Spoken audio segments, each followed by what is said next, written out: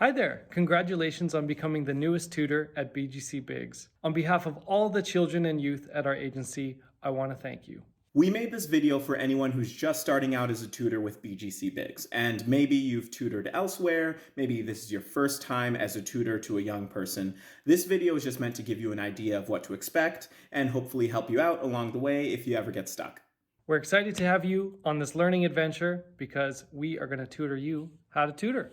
A mentoring relationship has benefits for both the mentor and the mentee. There's personal and emotional development taking place. You're helping someone achieve their personal goals, and hopefully, there's some mutual learning happening between both you and the mentee.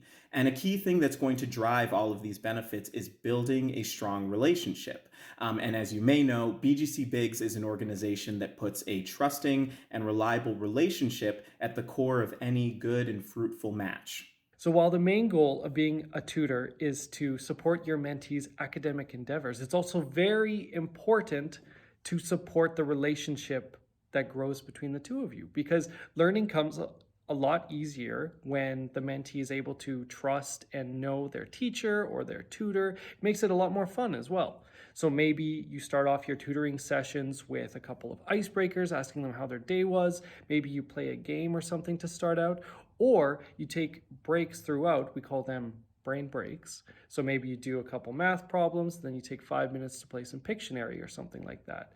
Trying to make the tutoring a more enjoyable experience and fostering that relationship between you and your mentee. Something we hear a fair bit from the children and youth in our programs is that they really like it when their mentor puts something in different terms than their teacher did. Or they'll say that their mentor was able to explain something better or more clearly than their teacher did. When a learner has another familiar face supporting their education, they get a new perspective. Keep in mind that your mentee may be coming to you after a long day of learning in a classroom or even online, which means that you're going to need to think a little bit outside of the box on how to deliver your lesson. One thing that's really important to note as educators, as youth workers, and as tutors is that not all of our kids and youth learn in the exact same way. And it might even differ from the way that you learned. So one way to go over a question when they're not understanding it is not to, maybe some repetition might help them, maybe it won't. And in the cases that it doesn't, maybe you have to add a visual component to it, or maybe you added some story elements to it, or you even, let's say, for example, it's a science question. You go online, you find a science experiment, and then you actually physically do it with them so they're able to see what the outcome is. Sometimes you and your mentee might run into the issue of procrastination, which is completely normal. Everyone procrastinates. What's important here is just recognizing when a mentee is avoiding a task, understanding why the mentee is avoiding the task, and then finding a strategy to move forward.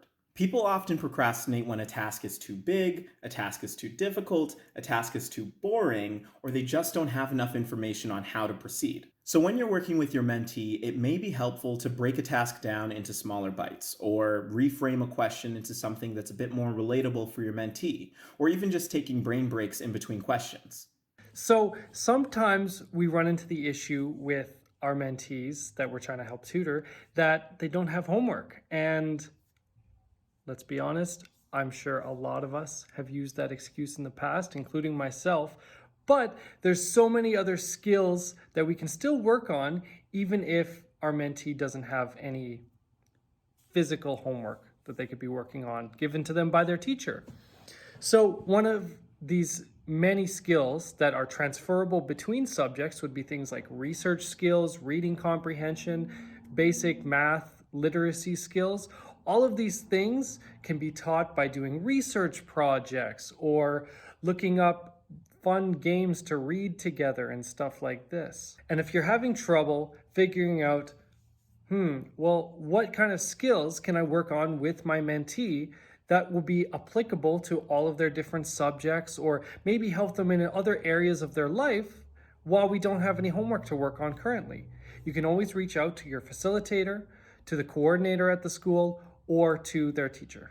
You've got this. Just be yourself. Think outside the box when it comes to tutoring. It's not as rigid as you may think, and we will be here to support you the entire way.